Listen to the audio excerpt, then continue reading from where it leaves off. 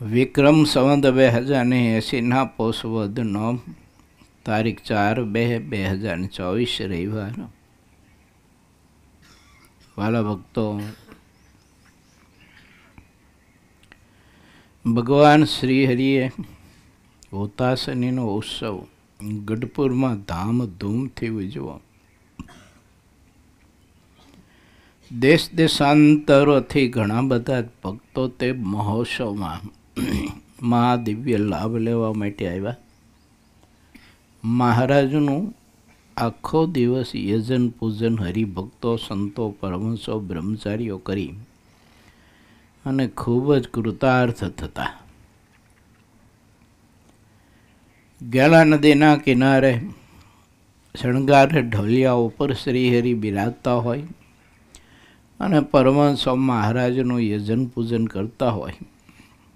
ચંદનના સરસ મજાની આડ કરતા હોય, ચંદનના ચાંદલા કરતા હોય. મહારાજના શરીરે છાતીમાં ચંદનનો લેપ કરે, ચરણાવિંદ ઉપર લેપ કરે અને એ ચરણ કમળ પોતાની છાતીમાં પરમહંસો જ્યારે ધારતા, હરિભક્તો ધારતા, એને એનો આનંદ ને એનું સુખ કેવું હોય છે.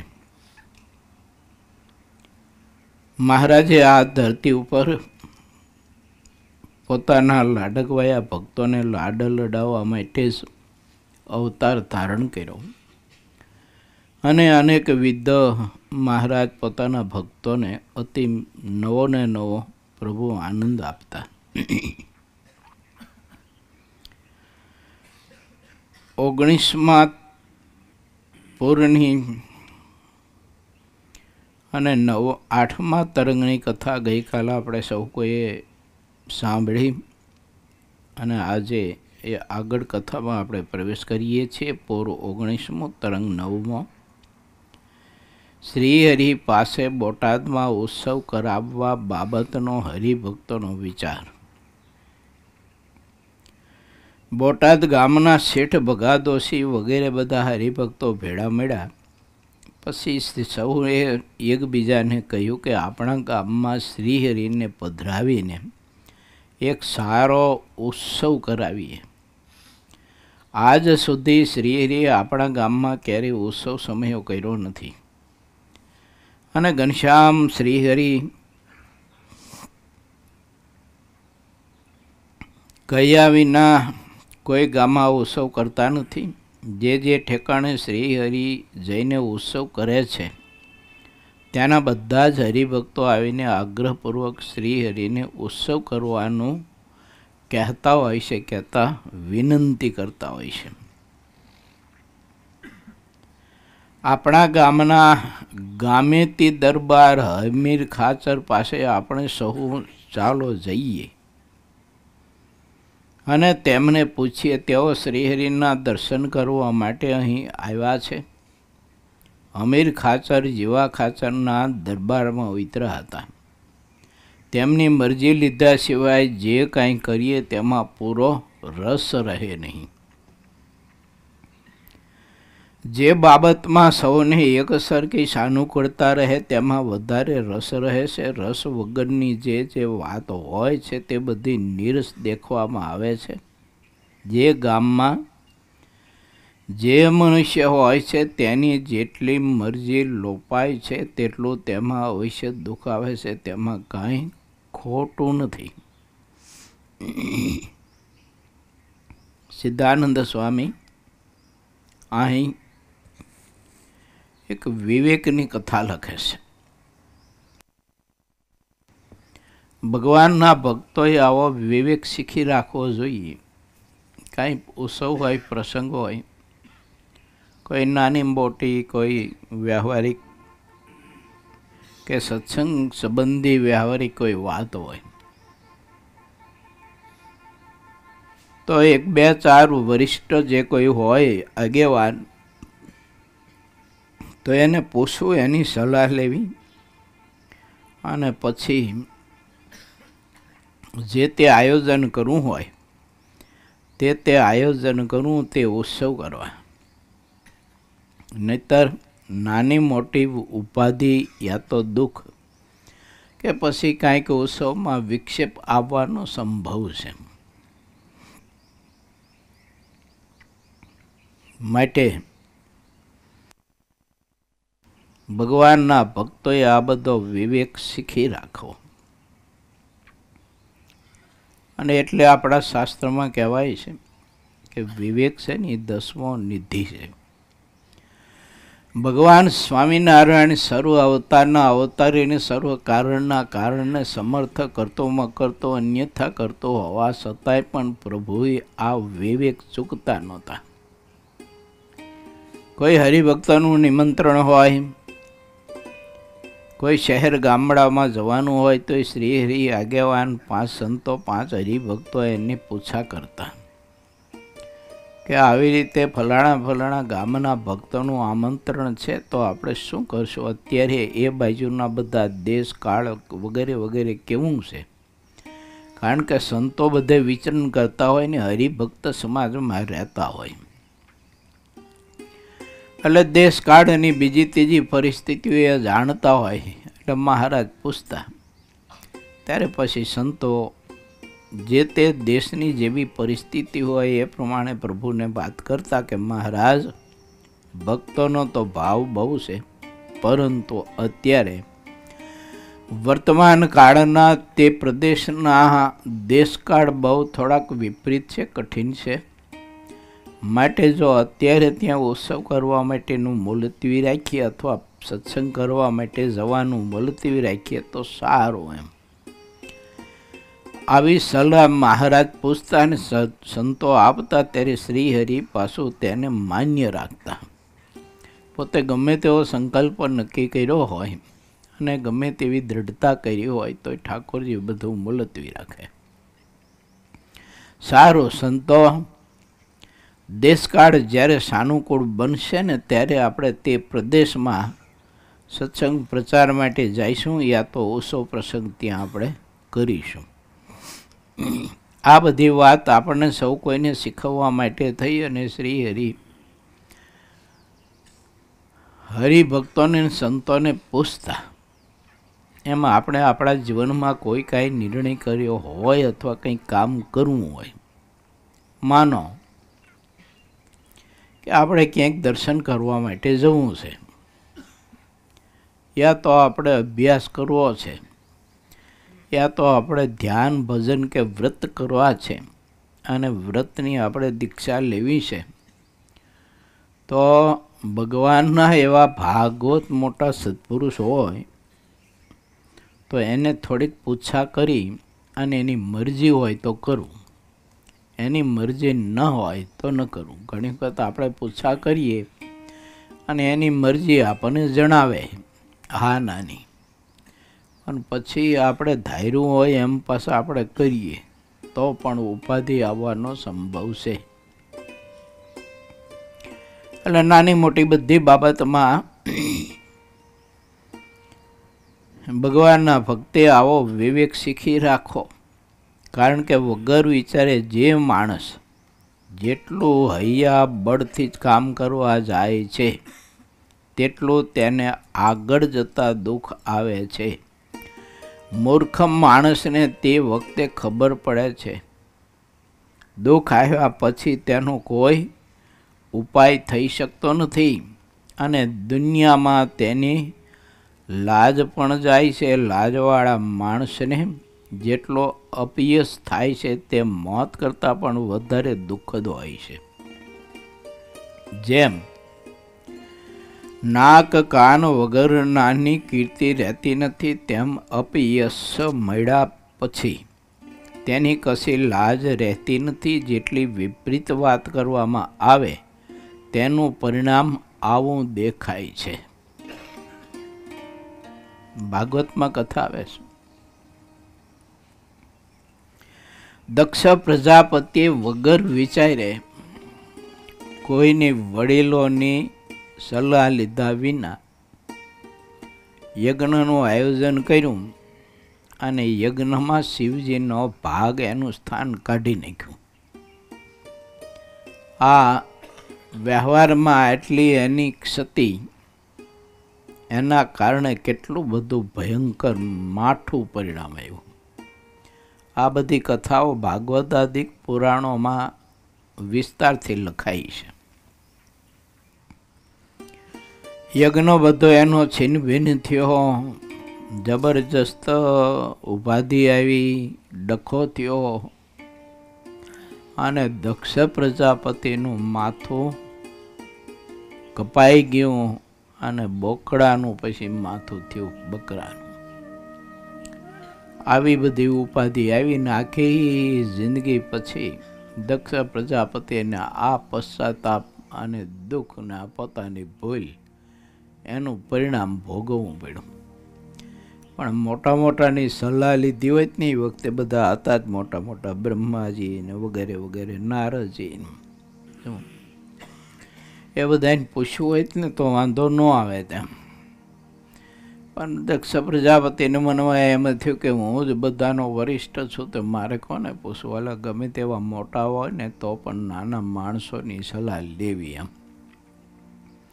વગર વિચારે સીધું છે ને કોઈ પણ કામ કરવા મંડી ન પડવું અથવા કોઈ નિર્ણય ન લઈ લેવો, તુરત સંકલ્પ થાય. આવી બધી પુરાણોમાં ઘણી બધી કથાઓ લખાણી છે.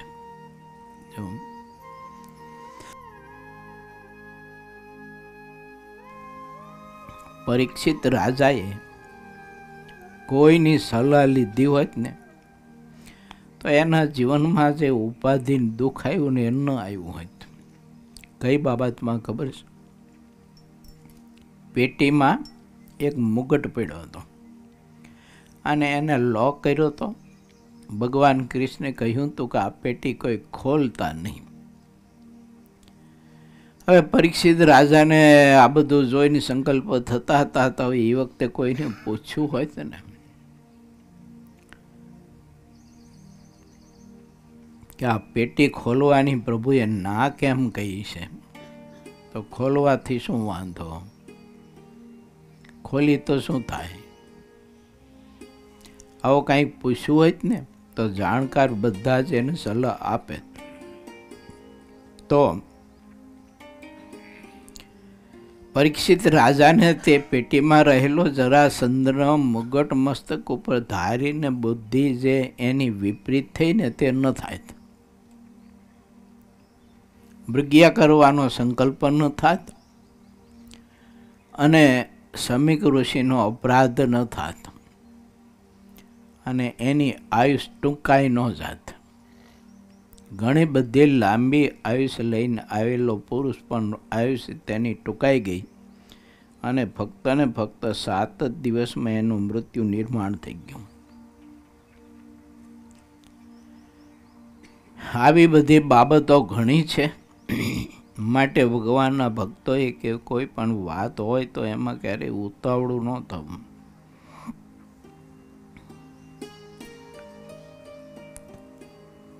કંસે વરિષ્ઠો ઉદ્ધવ, અંધક, ગર્ગાચાર્ય એના ગુરુ આ વગેરે વગેરેને જો પૂછ્યું હોય ને સલાહ લીધી હોત અને એમને કહ્યા પ્રમાણે કર્યું હોય તો કંસને પણ કુતરાના મોતે મરવાનો વારો આવ્યો તે ન થાય, પણ બહુ સારી રીતે એની આયુષ પૂરી થઈ મૃત્યુ થાત. પણ કાંઈ કોઈને પૂછ્યું નહીં અને સીધો ત્વરિત ગતિએ નિર્ણય લઈ લીધો. વસુદેવ અને દેવકીને કારાવાસમાં પૂરી દીધા. મોટા મોટા વરિષ્ઠો જે હતા એ બધાને નજર કેદ રાખ્યા અને પોતાના બાપ ઉગ્રસેનને પણ કેદમાં પૂરી દીધા. અને આમાંથી એને જે ઉપાધિ આવી અને ઉગ્રસેનને કેદમાં પૂર્યા, વસુદેવ દેવકીને કેદમાં પૂર્યા પછી પણ કંસને શાંતિથી કોઈ દિવસ ઊંઘ નથી આવી અને ભોજન જમવા બેસતો ને ત્યારે ભોજન નહોતું ભાવતું. આવું લખ્યું છે કે જે સમૃદ્ધિને રાજ્ય એનું સુખ કે એનો આનંદ ભોગવવા માટે એને આ બધું કામ કર્યું. એ કામ કર્યું પણ તેમ છતાંય જેના માટે કામ કર્યું તે સુખ તો એને મળ્યું નહીં. અને રાત્રિ દિવસ પછી તો દિન પ્રતિદિન ઉપાધિ વધતી જ ગઈ.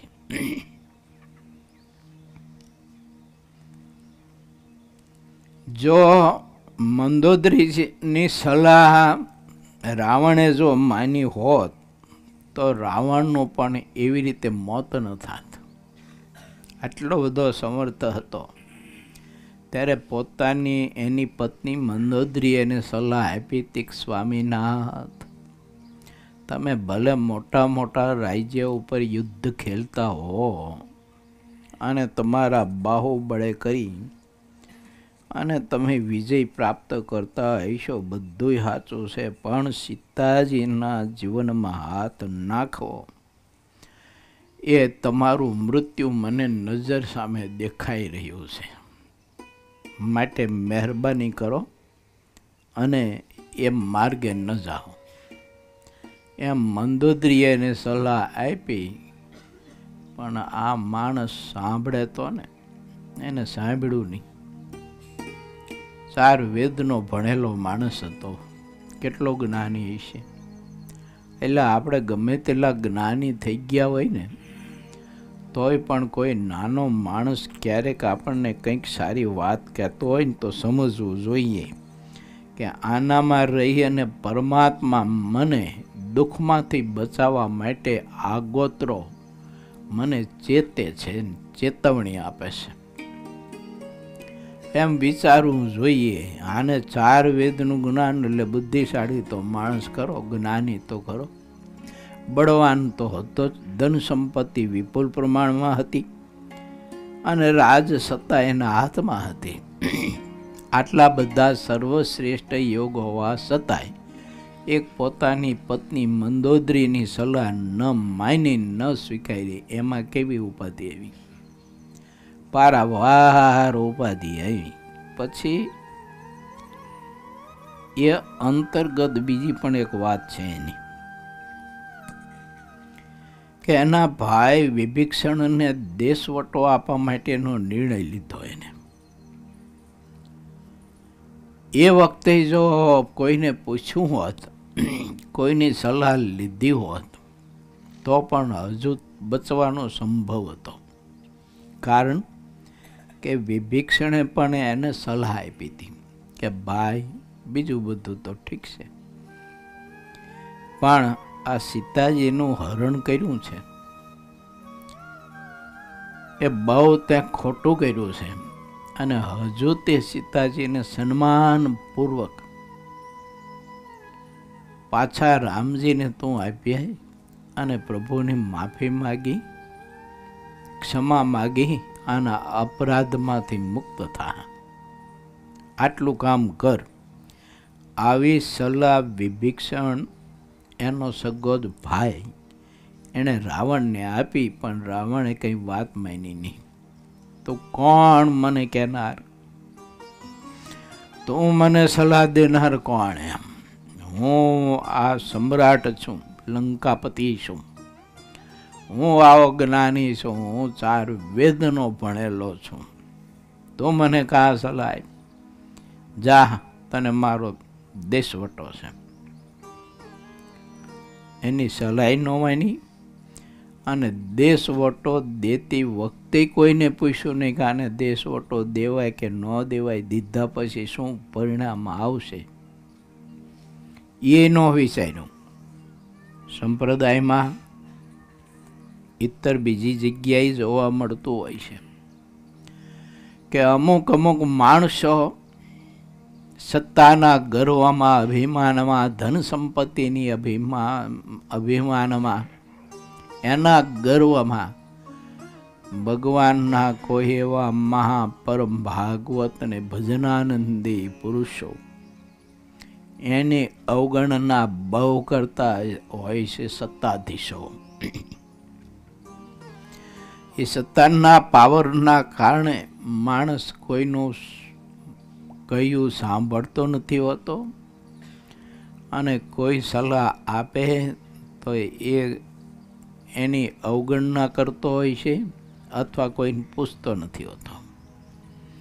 અને સમયાંતરે પરિણામ એવું આવે છે કે સારા સારા બુદ્ધિશાળી માણસો, સમજુ માણસો અને ભજનાનંદી પુરુષો આવા લોકોથી ખસી જતા હોય છે. અને એવા લોકોથી ખસી જતા એટલે પડખે આવા લોકોની પાસે ઓલા ખહુરિયા બધા ગરી જતા હોય છે.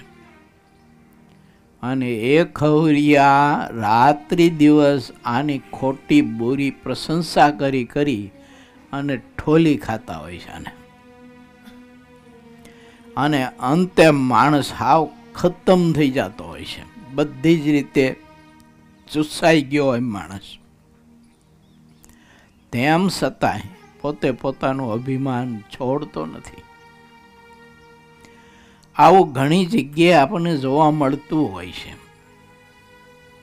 એક રાજા હતો.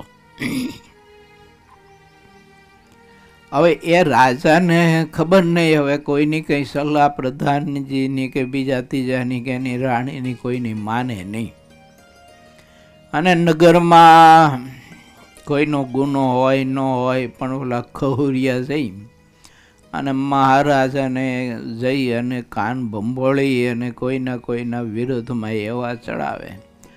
રાજા તુરત બોલાવીને ઓલાને કે જા, તને મારો દેશ વટો, નીકળી જા. ઓલો બિચારો નીકળી જાય.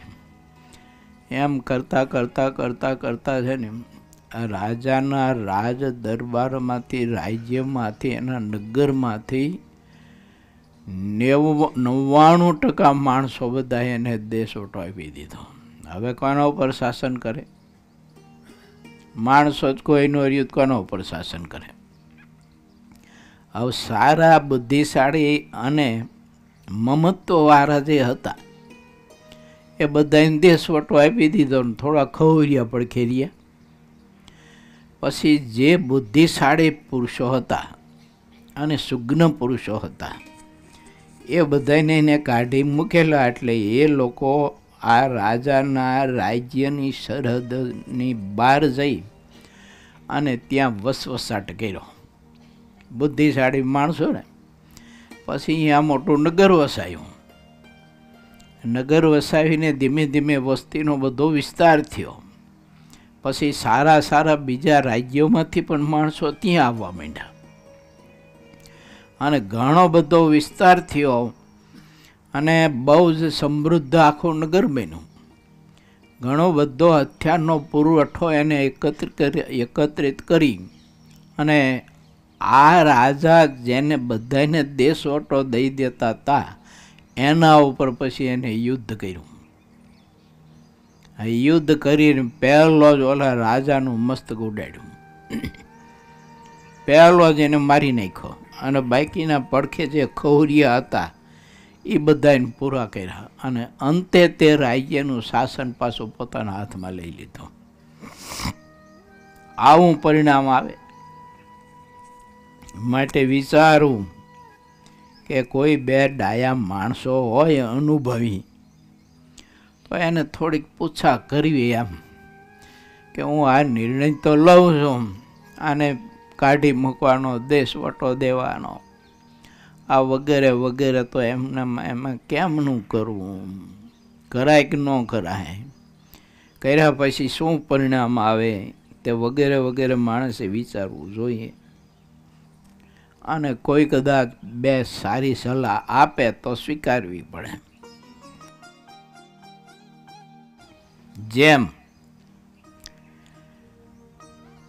માણસ વગર વિચારે જે કામ કરે છે તેને દુનિયામાં યશ મળતો નથી, અને યશ ન મળતો હોય તેવું જે કામ કરવું તે તો ખારી ભૂમિમાં બીજ રોપ્યા જેવું છે. માટે સારા માણસોની સલાહ થોડીક લેવી. આમ કહીને ભગા શેઠ અને બધા હરિભક્તો જ્યાં હમીર ખાચર હતા તેમની પાસે ગયા. દરબાર હમીર ખાચરને શ્રીહરિમાં ઘણું હેત હતું, તેથી ભગા શેઠે કહેલી વાત સાંભળીને તેઓ મનમાં ઘણું રાજી થયા. અમીર ખાચરે કહ્યું કે આપણે સોમલા ખાચરને વાત કરીએ, આ બાબતમાં તેમની કેવી મરજી છે તે જાણીએ. અમીર ખાચર ગામ ધણી રાજા હોવા છતાંય બોલો, એને સોમલા ખાચરને પૂછવા માટેની વિચારણા કરી. બગાદોશી આદિ બધા બુદ્ધિશાળી હતા, એની સાથે પણ વાત કરી કે આપણે સોમલા ખાચરને પૂછીએ કેમ કે ખરેખર ભગત છે, બહુ બુદ્ધિશાળી છે અને બહુ સ્થિર અને ગંભીર પુરુષ છે. માટે આ બાબતમાં આપણે સોમલા ખાચરને પણ પૂછીએ ને એમની સલાહ લઈએ. સોમલા ખાચર શું કહે છે પછી આપણે આગળ વિચારીએ.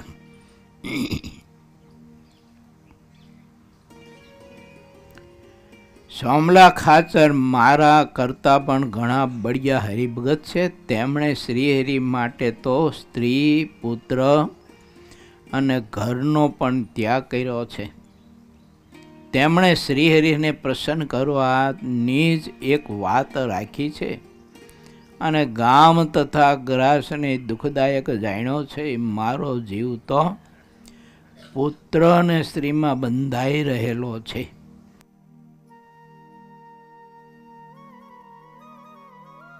આપણને કોઈ પૂછવા આવે ને આપણી સલાહ લેવા, તો આપણે પણ અમીર ખાચરની જેમ થોડુંક આપણું અંતર તપાસવું, સીધી સલાહ ન આપી દેવી. એવું અમીર ખાચરે હું વિચાર્યું,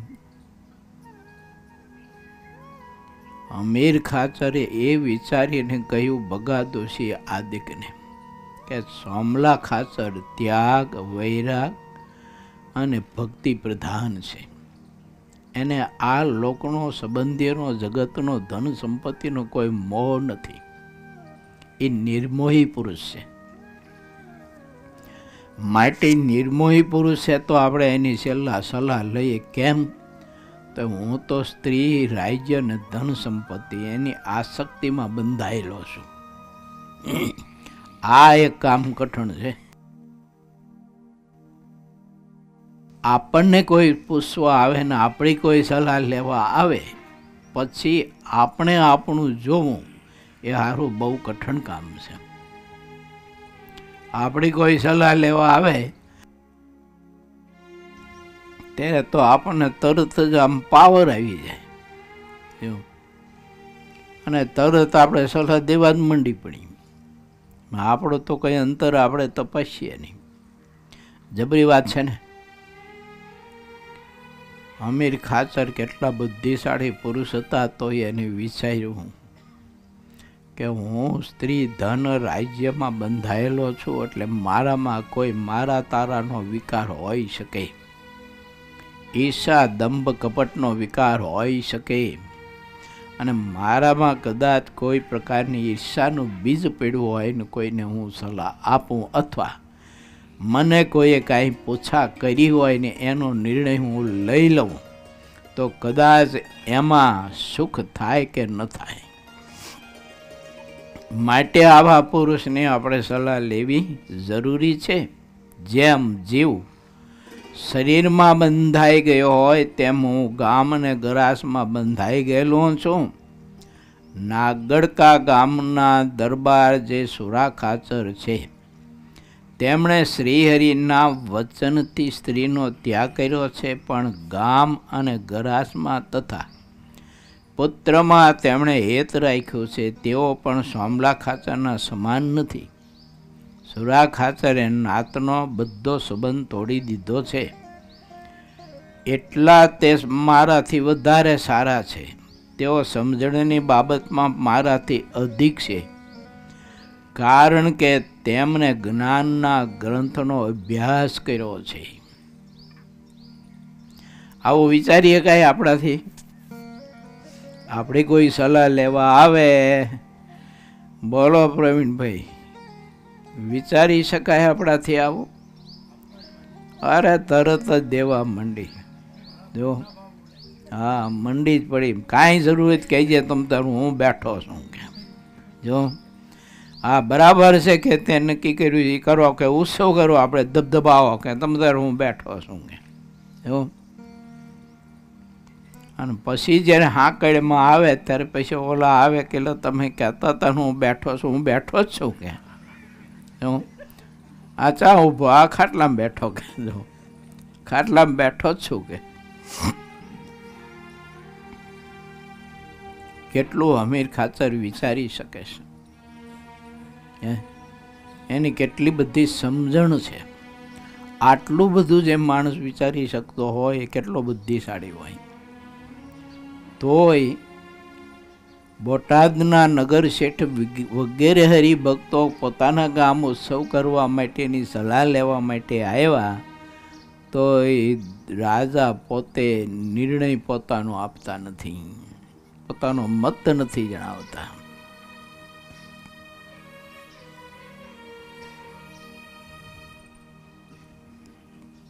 સોમલા ખાચર અને સુરા ખાચર વગેરે બધા તો મારા ગુરુ છે. તેઓ મને વાત કરીને જણાવે છે, મારે સત્સંગ કરવામાં જે કાંઈ કસર રહેતી હોય તેને પણ તેઓ બતાવે છે. હું તો તેમને કહું છું કે હું હરિભક્ત થવામાં તમારા કરતાં પાછળ છું. વળી ચિંચાવદરના જે દરબાર અળિયા ખાચર છે, તેમણે શ્રીહરિના વચનથી સ્ત્રીનો તરત ત્યાગ કરી દીધો છે. તેઓ જ્ઞાન વાર્તામાં તો ઘણા હોશિયાર છે, પરંતુ તેમને જ્ઞાનનો અપાર છક છે, કહેતા માન બહુ છે, માટે એની પણ સલાહ ન લેવાય. એને પૂછાય નહીં, ત્યાગ છે જબરજસ્ત એનો. સેવા બહુ કરે છે, કારણ કે રાત્રિ દિવસ મહારાજ અને સંતોની સાથે ફરતા, જે કાંઈ જરૂર પડે ખાવા પીવાની, ઓઢવા પહેરવાની, કપડાં, અનાજ, તો અલિયા ખાચર બહુ સેવા કરતા, બહુ સેવા કરતા. પણ અમીર ખાચર કેટલા બુદ્ધિશાળી, તે વિચાર્યું એમને કે આમાં અલૈયાની સલાહ લેવાય નહીં, કેમ કે માની માણસ છે. બુદ્ધિશાળી ગમે તેટલો હોય અને આવડત એનામાં ગમે તેટલી હોય, પણ માન જો પડ્યું હોય અને દેહાભિમાની હોય તો એની જિંદગીમાંય સલાહ લેવાય નહીં, એને કોઈ દિવસ પૂછાય નહીં, અને એની મિત્રતા જિંદગીમાં રખાય નહીં. સંબંધ રખાય પણ ઉપરથી, પરંતુ મિત્રતા તો ન જ કરાય. નહીતર આપણે મહેનત કરીને કમાઈને જે કંઈ થોડું ઘણું સત્કર્મ ભેગું કર્યું હોય, થોડી ઘણી આપણે સમજણ નિષ્ઠા ભેગી કરી હોય, અને થોડી ઘણી નિષ્ઠા કે સમજણ આપણે દ્રઢ કરીને બાંધી હોય, પણ ઓલો દેહાભિમાની માણસ અને માની માણસ છે ને, એની સલાહ લીધી એટલે આપણું ભેડું કરેલું બધું જ બળીને ખાક થઈ જવાનું, ઢોળાઈ જવાનું, માણસ જીરો થઈ જાય. બોલો, ગમે તેટલું સત્કર્મ કર્યું હોય, તપ કર્યું હોય, વ્રત કર્યા હોય, જપ કર્યા હોય, દાન કર્યા હોય, પુણ્ય કર્યા હોય, બહુ જ મોટા મોટા કાર્યો કર્યા હોય, કોઈને ખૂબ જ મદદ કરી હોય ને એવું બધું ઘણું બધું સત્કર્મ ભેળું કર્યું હોય,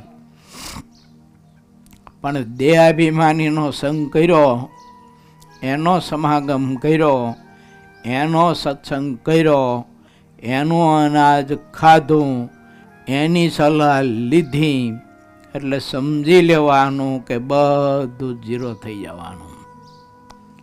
માણસ છે ને હતો ત્યાં ને ત્યાં ઊંડી ખીણમાં પાછો આવી જવાનો. જો તોય એને સમજાય નહીં હો, પાછું જો ઊંડી ખીણમાં ઉતરી ગયો હોય તોય ન સમજાય, કારણ કે દેહાભિમાનસના શબ્દોએ એને એટલો બધો પાવર પૂરી દીધો હોય કે હું શ્રેષ્ઠ છું એવો પાવર પૂરી દીધો હોય, હું જ્ઞાની છું, સમજદાર છું, આવો માણસ એને પાવર પૂરી દીધો હોય એટલે માણસ પછી વિચારી ન શકે. માટે ખૂબ વિચારવું ભગવાનના ભક્તોએ.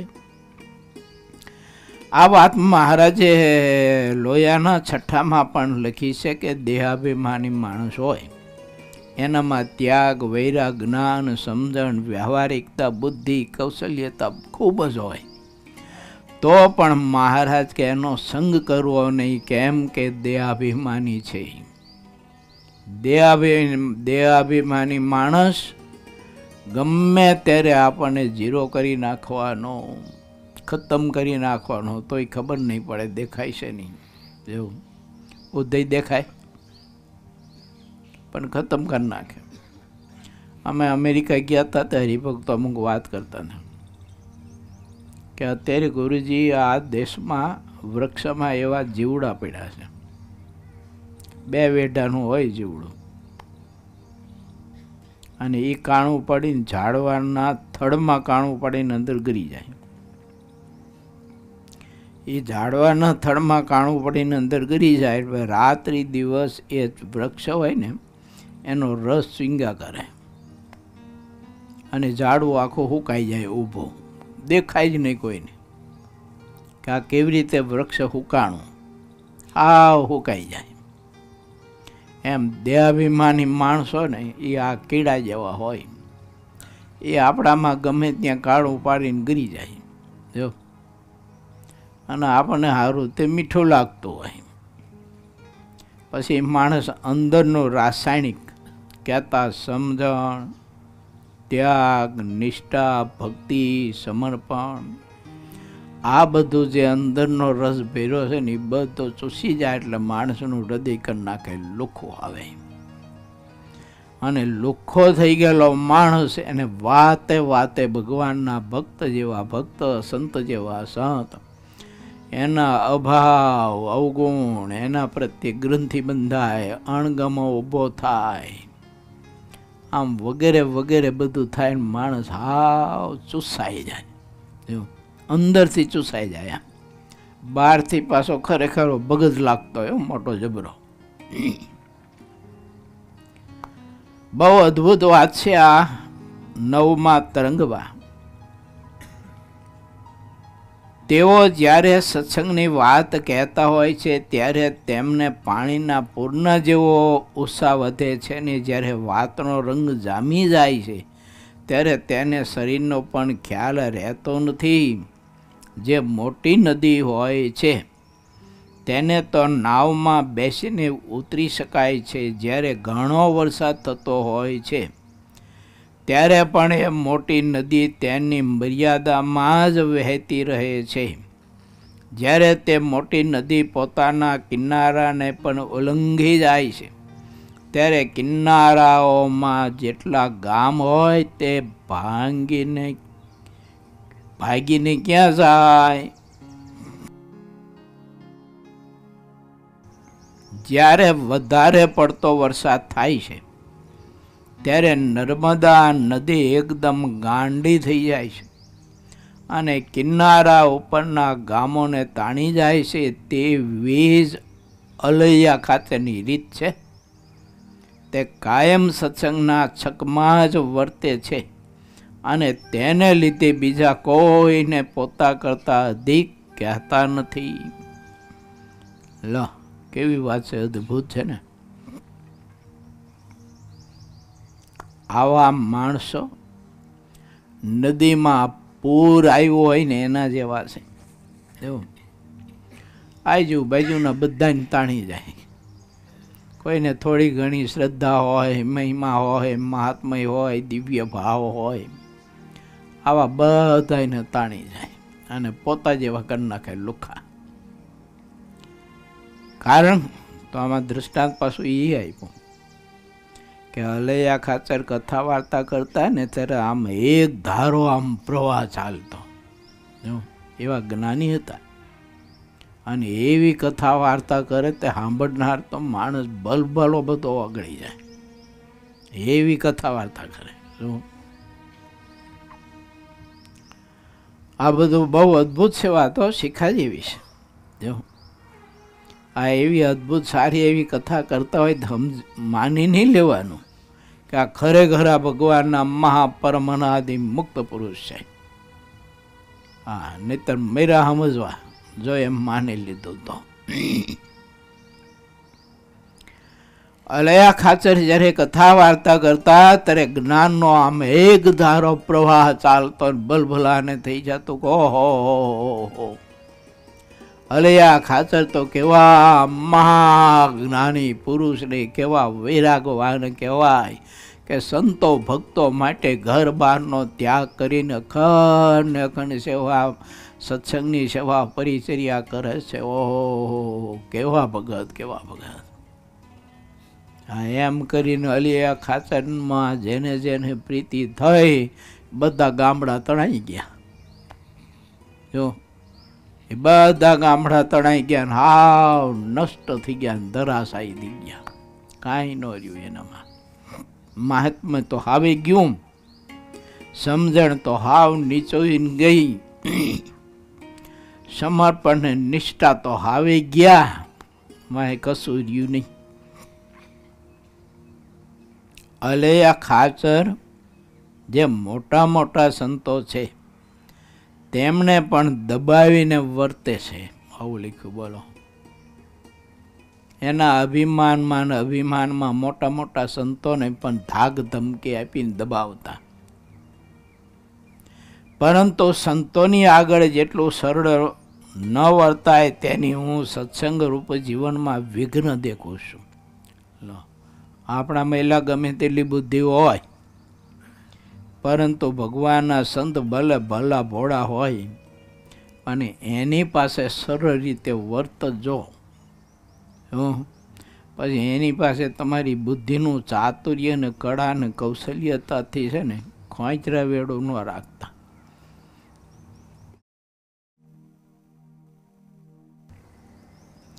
એને ખોંચરો કહેવાય. માટે વિચારું,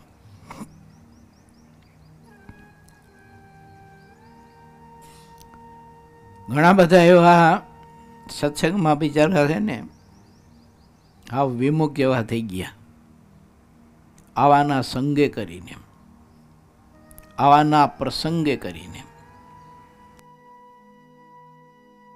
ઘણી વખત તો આપણે બીક લાગે, આપણે વાત સાંભળીએ ને ત્યારે આપણને હારી બીક લાગે કે રે આ ખરેખર આ ભગવાનના ભગત છે, આવું નિર્દોષ છે, અને હૃદય એકદમ નિર્મળ કોમળ છે, અને આ બિચારો અહીંયા ક્યાંક કડે ચડ્યો પાછો. જો આની આ ભદ્રામણી તો આને બિચારાને વીખી નાખશે. અને હવે એનો રસ્તો બીજો કંઈ હોય નહીં. ઓલો બિચારો ભલો ભોળો તો એને કાંઈ ખબર હોય નહીં. અને આવા બધા માણસો છે ને એ અલૈયા બાપુ જેવા ખબર નહીં હવે પેલા પેંડામાં ટીકડી ભરાવીને આપી દે. અને હવે છોકરા જેવા તો કોઈક જ હોય ને, કે પેંડો ખાઈ જાય ને ઠરિયો કાઢી નાખે એવા તો કોઈક જ હોય. એ લાખમાં એકાદો નીકળે એવો. બાકી તો ઠરિયા હોતું છે ને ટીકડી હોતો પેંડો કડીને ખાઈ જાય ને પછી અંદર ગયા પછી ટીકડી તકલીફ બહુ કરે. માટે વિચારું, સત્સંગમાં બહુ વિચારું, નહીતર આખી જિંદગીની કરેલી કમાણી, આખી જિંદગીની કરેલી તપસ્યા. હું એક જગ્યાએ રહેતો મેં જોયેલું ને, એક પારો બહુ ધ્યાન ભજન અને વ્રત ને તપ બહુ કરતો, ધાયણા પાયણા કરે ને વ્રત ને તપ ને કોળિયા વર્તો ને જબર કરતો. પણ સમયાંતરે એક એવા ના સંઘમાં આવ્યો તો ગુરુ જેવા ગુરુ મોહન ભગત પાર્ષદ કેવા ખરેખર ભગવાનના ભક્ત મુક્તરાજ એને છોડીને ઘર ભેગો થઈ ગયો. આ નજરે જોયેલી વાત તમને કહું છું. ને તો ધ્યાન ભજનના વ્રત તપના જબર અંગ હતા. એ વખતે તો હું પાર્ષદ અવસ્થામાં હતો. મને કહેતા, મને કે ભગત વ્રત તપ ને જેટલું થાય એટલું ધ્યાન ભજન તો આપણે કરવું જ જોઈએ કે જો. હા, તો એની એક બે વાત સાંભળી તો હું ધાયણા પાયણે ચડી ગયો હતો. અને ધાયણા પાયણા કરતો તે વખતે પાર્ષદ અવસ્થામાં એને સંગ દોષ લાગી ગયો. એ વખતે મેં નજરે જોયેલું, મને દુઃખ થતું હતું. એ વખતે કરે રે આને બિચારે 5, 15, 20 વર્ષ સુધી તપસ્યા કરી, ધ્યાન કર્યું, ભજન કર્યું. પોતાના ગુરુ મોહન ભગત જેવા મુક્ત રાજ એની સેવા પરિચર્યા કરી, એનો રાજીપો કમાયો. પણ બધું ઢોળાઈ ગયું, બધું સંગદોષ અને ઘર ભેગો થઈ ગયો, બધું મૂકીને. પછી ધાંગધ્રાની બાજુનું ગામડું, અને ધાંગધ્રામાં માર્કેટમાં આવે, ટોપલો ભરીને શાક બકાલું લઈ જાય. ગામના ચોરે કોથરો પાથરીને એનો પર શાક બકાલું ગોઠવીને વેચવા બેસે. એક ટોપલો શાક બકાલું વેચતા વેચતા હાઈને પડી જાય. અને એક ટોપલો શાક બકાલું વેચે એમાં હવે મળીને કેટલું મળે? એક રોટલા જેટલું તો માન મળે. આમ દુઃખી થયો અને અંતે માણસ બેચારો મરી ગયો. જો સત્સંગ જ્યો, કંઠી જઈ, પૂજા ગઈ, ભક્તિ ગઈ, બધું જ ગયું અને થઈ ગયો લુખો, મૃત્યુ પામ્યો. આ નજરે જોયેલી વાત તમને કહું છું. માટે સંગ કરતા તો વિચાર કરજો. જ્ઞાનનો ગમે તો ધોધ વહેવડાવતો હોય તો સમજી ન લેતા કે અનાદિ મુક્ત પુરુષ છે એમ.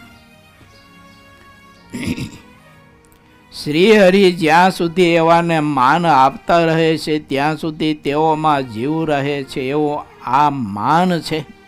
મને તો આવું ચોક્કસ દેખાય છે. લો, જ્યાં સુધી એને હાચવે ત્યાં સુધી કાચની બરણી હાજી રે. મારું એ કાચની બરણીને હાચવીને કેટલીક તમે હાચવો એમ. ક્યારેક તો સારું પડે ને એઠું, તો એઠું પડે તો સારું ફૂટે તો ખરું, પણ ફૂટ્યા પછી બધાને વાગે બહુ કાચ. જો ત્યાંથી ઉકેડામાં નાખે ને તો ઉકેડો ભરનાર ન વાગે. ઉકેડો પાછો લઈને ખાતર નાખે ખેતરમાં, તે ખેડૂતને વાગે. તે ખેડૂતની કાચ વાગ્યો તો એને લઈને બારો નાખ્યો રસ્તામાં, તે અહીંયા ઢોર ઢાંખા લઈને નીકળતા તેને વાગે. તો એ બજારા રસ્તામાંથી લઈને પાછા બીજે કંઈક જોડ એવું હોય ને ત્યાં નાખે. તો અહીંયા વળી માલધારી બિચારા બકરા ગાયો સારો આવે તે એને વાગે. એટલે હારું એ તૂટી ગયેલું ને ફૂટી ગયેલું કાચનું વાસણ વાગે બહુ ને સારું પાછું એ ઓગળે નહીં. જો એમ નામ રે, આ બહુ મુશ્કેલી થાય. માટે વિચારવું, ભગવાનના ભક્તોએ દાસ થાય તે જ મહાન બને છે. જેને મહાન બનવું હોય એને દાસ બનવું તો મહાન બનાય છે આપ મેળાય. જે સંતોને હરિભક્તોના દાસ થઈને રહેવું ને દાસ થઈને રહેવાનો અભ્યાસ રાખે છે, અને જે એ જ રીતે દાસ ભાવે સત્સંગ કરે છે, તે ક્યારેય સત્સંગમાં ઝાંખા પડતા નથી. સંતો અને હરિભક્તો કરતાં પોતાને જે જેટલો વધારે શ્રેષ્ઠ માને છે તેટલો તે સત્સંગમાં ન્યૂન રહે છે. આવું પ્રસિદ્ધ દેખ્યામાં આવે છે.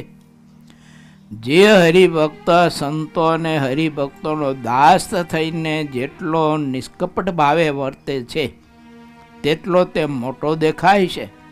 જે પોતાના મનમાં માન વિશે મોટાઈ માને છે તે જેટલા કઠણમાં કઠણ સાધન કહેવાય છે તે માન માટે કરે છે. આવ્યું ને?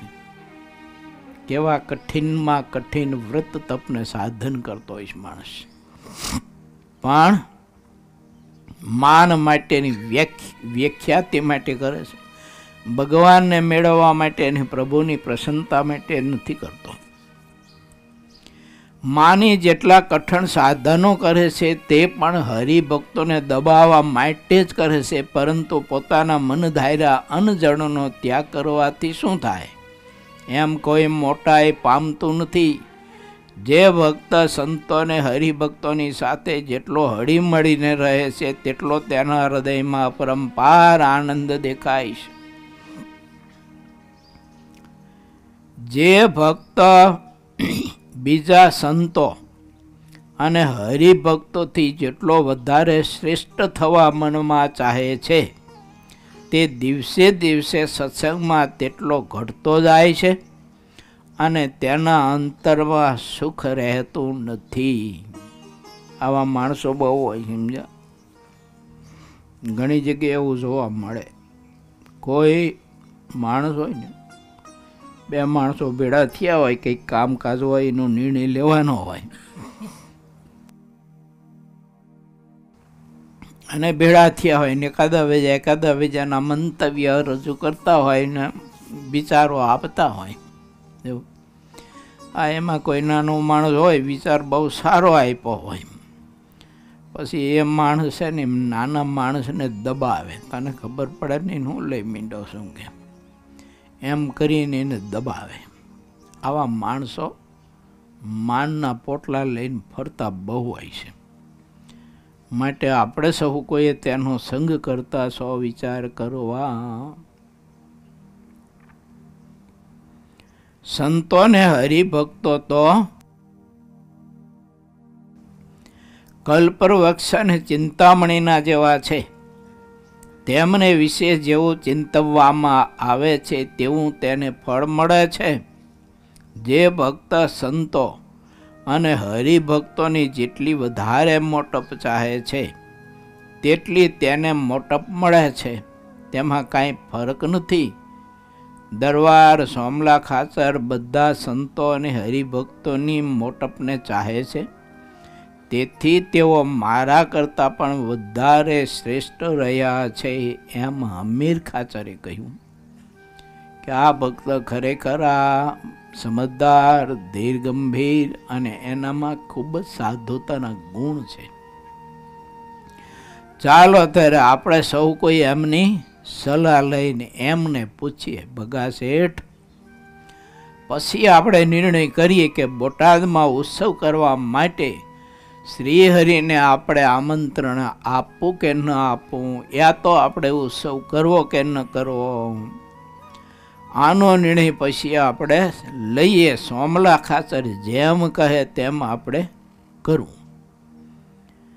ઇતિ શ્રી સહજાનંદ સ્વામી શિષ્ય સિદ્ધાનંદ મુનિ વિચિત શ્રી હરિચરિત્રામૃત સાગરના 19 શ્રીહરિ પાસે બોટાદમાં ઉત્સવ કરાવવા બાબતનો હરિભક્તોનો વિચાર એ નામે 9મો તરંગ સમાપ્ત થયો.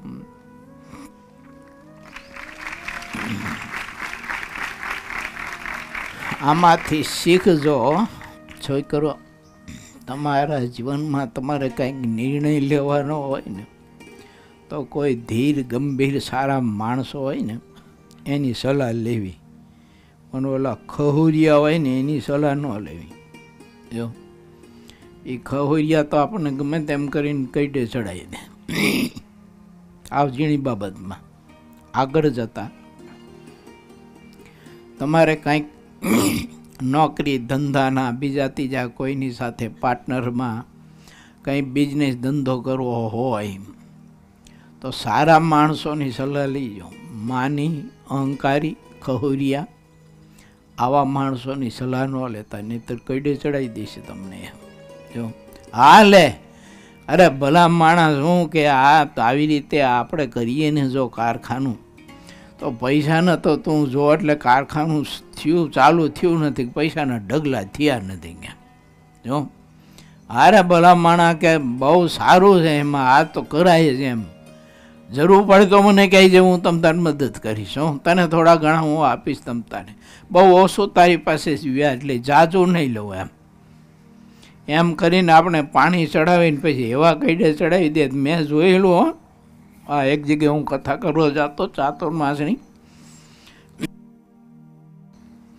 તે કોઈ આવા માણસો ખવરીઓ મળી ગયો હોય છે, તે 2-4 જણાને ચડાવી મેર્યા, પછી બધા પાર્ટનર થઈ અને પછી કર્યું આયોજન, પેપર મિલ બનાવી. આમ તે જમીન ખરીદીને આ કર્યું ને તે કર્યું ને થોડી ઘણી મશીનરી લાવ્યા ને આ રોકાણ કર્યું ને બેંકમાંથી થોડું ઘણું બધું જે કંઈ ઓલું મળે ને શું કહેવાય લોન લીધી ના તે કર્યું ને બધું કર્યું. અને પછી જે એ લોકો કઈડે ચડ્યા છે તો મેં નજરે જોયેલી વાત છે.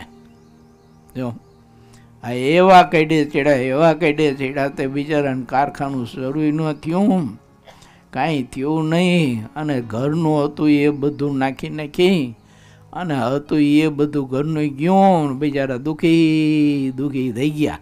બોલો હવે ખવરિયાની મને ખબર પાછી હો, હવે ખવરિયાની પાછું હું જાણું, બહુ બુદ્ધિશાળી માણસ કહેવાય આમ જગતની દ્રષ્ટિએ, અને લોકો બહુ મોટો માણસ કહે ને એમ. નામ ન દેવાય મારે, પણ બિચારા દુઃખી બહુ થઈ ગયા, બહુ દુઃખી થઈ ગયા. માટે વિચારવું આપણે, જો કોઈને કાંઈ દુકાન નાખવાની હોય, દુકાન નવી લેવાની હોય, કંઈક તમારે ધંધો કરવાનો હોય, આગળ જતાં તમારે કોઈની સાથે સંબંધ કરવાનો હોય તો કોઈક ડાયા માણસોની સલાહ લેજો. જો આ ખવરિયાની ન લેતા. એક જણે એવી ખવરિયાની સલાહ લઈ અને સંબંધ કર્યો, પછી લગ્ન કર્યા તો ઓલું આવ્યું તે સીધું જ ભૂતળાવાળું આવ્યું. બોલો બીજા દિવસે ધૂણવા માંડ્યું ઓલું, ત્યારે જ માર મળી ગયો. ઓલા જેવું થાય કે ભાઈને કોઈ લે નહીં, ભાઈને કોઈ દે નહીં, તો એવું લાકડા માકડું ફીટ કરાવી દીધું ઓલા ખવરિયાએ, અને એવું વળગાડી દીધું. પછી મને કે આવું થયું, મેં કીધું થાય જ ને તર ભલામણ, તે સલાહ કે નહીં લીધી હતી. હવે શું કરું? મેં તું કંઈ ન થયાનું. હવે તો એમ નામ લકડ ધકડ આંકે રાખો, બીજું શું કરે, જિંદગી પૂરી કરો. લકડ ધકડ. મને કે પણ કેમ કરું? રોજ ધૂણે છે. મેં તાર ડાકલું વગાડવું. તારે એ ધૂણે તાર ડાકલું વગાડવું, એમાં શું વાંધો છે? પણ મને કે આ બધું ઘરમાં ને જગતમાં ને સંસારમાં ને ગામમાં કેવું લાગે? મેં કીધું જેવું લાગે એવું. હવે જો જે થયું તે માટે વિચાર કરું. 2 માણસો બુદ્ધિશાળી, ડાયા, ભગવત ભક્ત. નકરા ડાયા નહીં, નકરા બુદ્ધિશાળી નહીં, એ બાપે બહુ. એનામાં ભક્તિ જોઈ. ભગવાનના સંત ભક્તનું મહાત્મ્ય જોઈએ ને. ભગવાનના સંત ભક્તની વિશે ને દાસત્વ પણ કેવું છે. આ સોમલા ખાચર જેવા ભગત જોઈએ. જો અને એવા ભગતની જો સલાહ લઈ તો આપણે સુખી થઈએ, નહીં તો પછી ખબર નહીં દુઃખ આવી પડે.